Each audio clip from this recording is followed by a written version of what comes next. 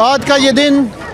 کشمیر کی آزادی میں ایک نئی روح پھونکے گا، کیونکہ مودی سرکار نے مقبوضہ کشمیر کے اندر سے 370 اور 35A کو ختم کر کے اپنے لیے وہ فیصلہ کر دیا ہے جو ہم لوگ 72 ایئرز کی جدوجہد کے بعد بھی نہ کر سکے۔ انشاءاللہ تعالیٰ اس کا یہی اقدام کشمیر کی آزادی کا سورج طلوع کرے گا، اور ہم اس وقت تک جب تک کشمیر کے اندر سے کرفیو ختم نہیں ہوتا، ہمارے انوسنٹ لوگوں کو ان کے گھروں سے آزاد نہیں کیا جاتا، مقبوضہ کشمیر کو آزاد نہیں کیا جاتا،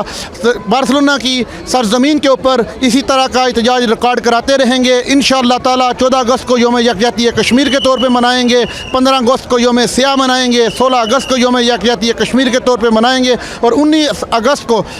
میڈرڈ میں انڈین ایمبیسی کے سامنے ایک بہت بڑا احتجاجی مظاہرہ کریں گے، اور یہاں کی سول گورنمنٹ کو یہ بتائیں گے کہ مودی سرکار مقبوضہ کشمیر کے اندر ہیومن رائٹس کی وائلیشن کر رہا ہے، اس کا چہرہ پوری دنیا کے سامنے بے نقاب کریں گے، اور انشاءاللہ تعالیٰ اپنی جدوجہد کشمیر کی آزادی تک جاری اور ساری رکھیں گے۔